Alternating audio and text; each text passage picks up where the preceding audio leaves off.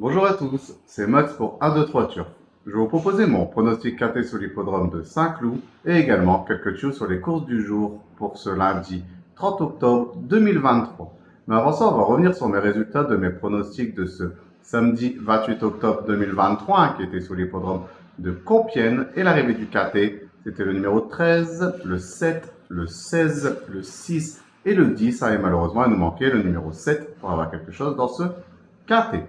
Pour mes tuyaux du jour, on était parti sur l'hippodrome de Vincennes, qui était la réunion 3, une réunion réservée aux trotteurs, où je vous avais proposé le numéro 10 dans la 6e course qui a été non placé, et également le numéro 15 dans la 8e course que lui il gagne cette compétition, donc on a pu le toucher en simple gagnant et placé avec un rapport qui était très intéressant.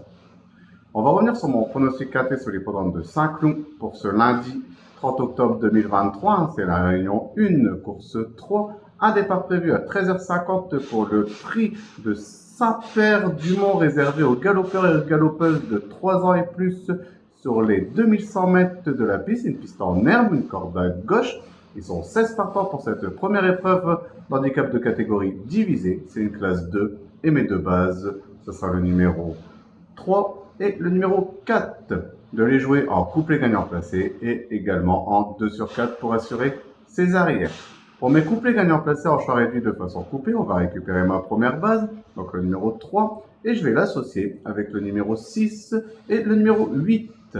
Je vais faire exactement la même chose avec ma deuxième base, donc le numéro 4, et je vais également l'associer avec le numéro 6 et le numéro 8.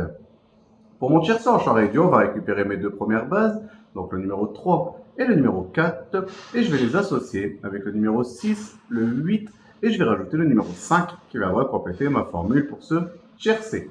Pour mon quinté plus unitaire, on va récupérer mes chevaux, donc on va reprendre le numéro 3, le 4, le 6, le 8, le 5, et je vais rajouter le numéro 10 en cheval de complément en cas de non partant dans ce quinté.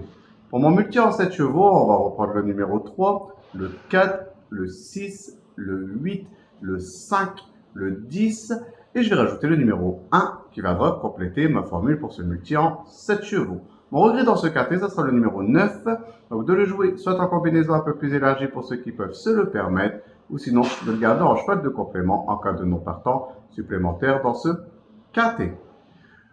Mon coup de cœur dans ce quintet, ça sera le numéro 6, a très bien fait en dernier lieu dans ce style de compétition ici même, a déjà même réussi en terrain lourd. Moi, j'entends vraiment un très bon comportement. Mon indice de confiance, ça sera à 3 sur 5. Je pense qu'on peut tout de même détacher quelques bonnes bases pour venir jouer les toutes premières places de ce quintet. Pour mes tuyaux du jour, on va aller sur l'hippodrome de Marseille-Vivo, qui est la réunion 4, une réunion réservée aux trotteurs, où je vais vous proposer le numéro 7 dans la 3e course, donc le 307. Mon indice de confiance sera de 4 sur 5.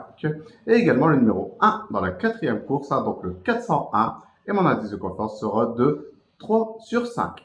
De les jouer en priorité en simple gagnant et placé. Et comme d'habitude, comme c'est dans la même réunion, profitez pour faire un ticket report qui reste toujours un jeu très intéressant.